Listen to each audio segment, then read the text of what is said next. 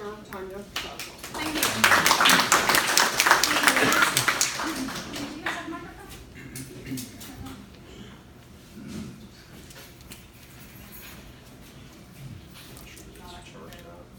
Yeah, right there. Okay. Raise your hand in the back if you can hear me okay? Thank you. Don't you guys like when the professors would say, if you can't hear me, raise your hand? Does that make sense? Thank you guys. I just want to thank you so much for being here tonight. Obviously, I'm the chair of the newly formed group, Florida Beaches for All. I want you to know this meeting is going to be 60 minutes at maximum. Okay, so we're not going to go long. When 60 minutes is done, it'll be over. Florida Beaches for All is our nonprofit. It's created for one purpose: the preservation of the doctrine of customary use on the beaches in Walton County, the state of Florida, and the nation. We are not a PAC, nor do we involve ourselves in the political arena. We are only working to change policy to support the use of our beaches. We feel this is not an issue of right or left, it's an issue of right or wrong.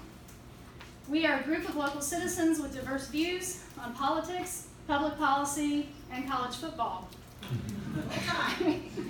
But we all share the same views about the beaches, and we felt that we should have our voices heard. We have 3 goals for this meeting. The first is to provide an overview of the previous events that have created our current environment, and we have Keith Dean to give us that presentation. The next part of our presentation will be Daniel Ufelder. He's the lawyer in our group, and he's going to talk about the state of the legal situation right now and what it could mean for the future. We're going to talk to you guys about how you can help if you're interested in helping us with our mission. We have it's taken a good bit of work the last few weeks to get this organizational structure in place and become a legal and an actual organization. And now we're looking for people to help us with their talents and their skills. The more people offering their assistance not only reduces the burden on us and everyone else, but it creates a better product in the end. So we will be looking for help. If you have a passion for this and you want to be a part of our team, we are absolutely looking for people that can volunteer. I want you to know that this is not a Q&A meeting. So this is a presentation that will be given to you by these 2 gentlemen.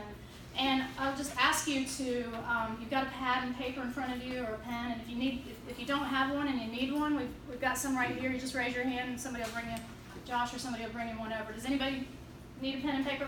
So if you have a question during the presentation, write it down and wait until the end, and then time permitting, we'll answer those questions.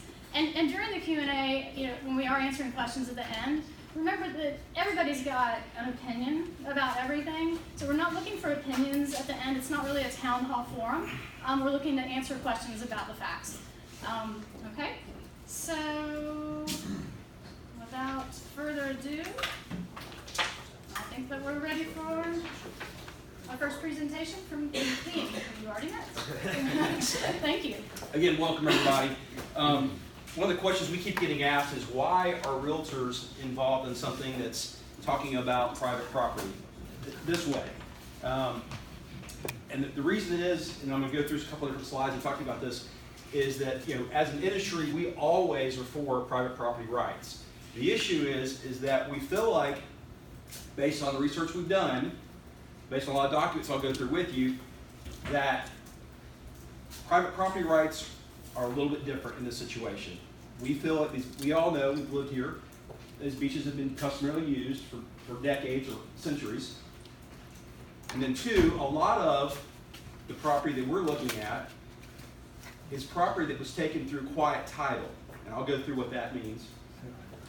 It's also property that property taxes are not being paid on. And because it was taken through quiet title, it was property that was not actually purchased. So we're going to go through and talk about how that process works. What we're talking about here is, again, not private property rights in the usual sense. We're talking about a law firm that really kind of developed a way to take over beaches and essentially make them private property. So this is what our beaches look like.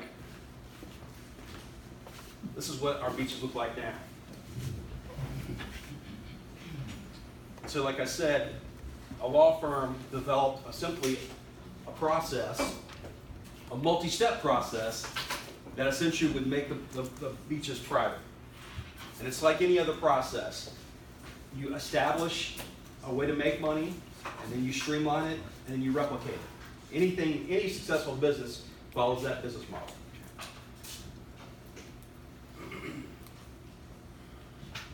Crystal Beach, which is about 20 miles from here, actually was the first model this worked. And so next was our beaches here in Walton County. All right, so a little background. This is what the plats have looked like when most of the properties out here developed back in the 1950s. If you'll notice, right here, it says beach. And that's not somebody trying to be ambiguous. It's not somebody trying to open themselves up for confusion. It was just customary. That's what we called it, beach. Everybody knew that it was available and used by the public. And if you'll notice, this is where the property lines stop. This is the beach. This is the water.